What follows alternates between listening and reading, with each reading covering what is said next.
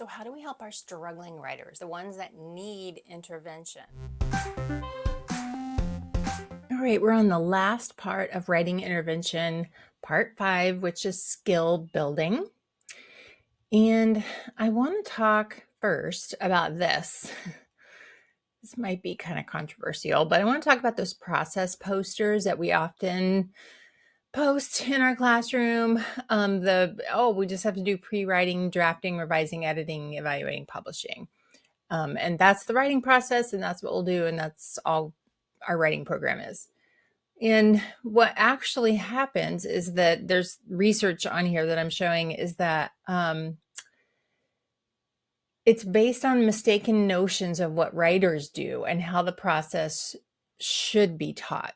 Because part of this is true. As an author, I would do some pre-writing, but um, there was just a lot to it to be able to even get to the point of pre-writing. And I think that's where we're kind of lacking, perhaps, as a country, to be honest, is how do we get to even writing in the first place? So a lot of our kids are just saying, I don't know what to write. I can't do it. And there's a lot of sort of giving up, or let me sneak around and see if I can find AI, right? Well, we have to lean into the motivation of it, the fun that can come from writing, the love of writing. And if we miss these things, then it ends up being like where it says down here that it ends up being teacher focused. And they become dependent on a teacher. So you want to think about what are they going to do for writing when the teacher's not in the room? How are they going to tackle something all on their own?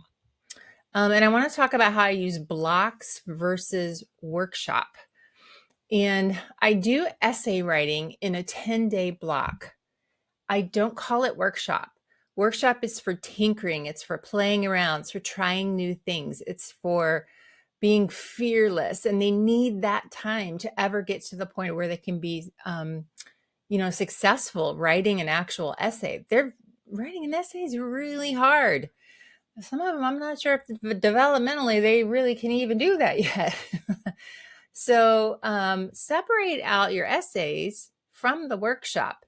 And in the workshop, just to focus on skills. And I like to focus on what I think are the highest priority writing skills that there are. There are 6 of them. This is based on what I learned as an author and learned from my editors at Disney and HarperCollins and Houghton Mifflin. And these are the ones that they will need in order to be successful. And I'm going to tell you why each one is important here. And I always start with voice as being the number one lesson that we fall on every year. And we do this because voice will give them that confidence, that stamina. They start to feel like they can be a writer. And I have a really fun voice activity that will get your kids, it'll get them lifted up off the ground and they'll love doing it. And it kind of catapults them into the workshop and they feel like they can do this and want to do this. And then I start teaching the skills in the workshop about once a week. I do several of them at the beginning of the year to kind of get the workshop up and off the ground.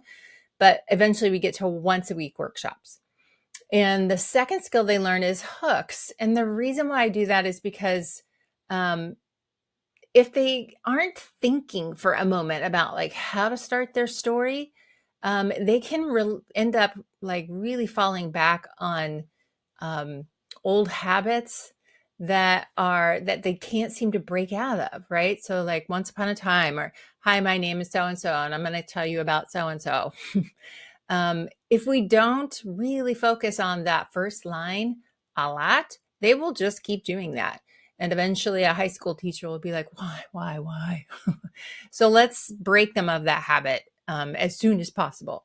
So we work a lot on hooks. I have a lot of lessons on hook writing, and it will get their reader wanting to read more. And then after that, we go to number 3, which is sentence complexity. Super important because now it's readable. If you have short, long, medium sentence lengths, you have complex, you have compound. We practice all of that in our warm-up, so everything is connected in my writing program. There's a reason for everything that we do. I spend the most amount of time on skills 1, 2, and 3, and then a little bit less as we go along to we get into number 4, figurative language. Now it's going to make it interesting. And so they'll start to really work on things that they can layer into their own writing, mainly similes, metaphor, personification, hyperbole, one of my favorite ones. And then we move into vivid imagery, really getting crystal clear with the scene, what's going on there. And finally, show, don't tell. So I teach all about, you may have heard that said is dead, but that's not actually true. So in the American publishing companies, that's not how it's typically done. You do a mixture of body tags, body language, mixing up how you do your dialogue. And I have a whole lesson on that too. But the problem is that sometimes we just start the year off with like, oh, let's just do adjectives and do a vivid imagery lesson. But it's not connected to anything. It's not on a continuum. It's not, it's just sort of randomly, let's practice this. But my students, I'll show you this, they know, move over here a little bit, that we have 6 skills that we work on all year long, and we repeat them, and we go around the wheel, and then we move this hand on whatever lesson we're doing that day. And so they know these 6 different types of writing skills. And most important thing is that when we're reading, they can find them in other books or novels or articles, sentence complexity. And now you have a common language. They're looking out for it. You're looking out for it. Sometimes you can read a book and just be like, oh, I see one of the 6 skills. What is it? And just have them like voraciously go through what we're reading. Like, what's the 6th skill that we're looking at? I wanted to show you how I do this, like what my workshop looks like, because you can do either a digital workshop or a physical one with notebooks, but I use Class Kick because you can do both. Some of my kids like to write by hand. A lot of them like to type, but with Class Kick, you can do both, and you just take a picture of it and it pops it right in there. It's super, super easy. Let me make this a little bit bigger for you. So here's what they do in their digital workshop. They are welcomed. I have a student leader. They pick a skill, a path, and a line length goal. And here are the skills. All 6 of them are always there. So anytime if they can't remember, they can come back over here and take a look at it, look at the example. And then they pick their path, 1, 2, or 3. And within that, they could pick a spinner, or maybe there's a dare if they're going to go down the spinner and dare drive. And then once they start writing, they tell me what skill they'd like to focus on today and what path are you taking, and then draw a line length goal. How far do you think you could get today? And then they see it sitting down there, and then they can try as hard as possible to get down all that far. And then for an example,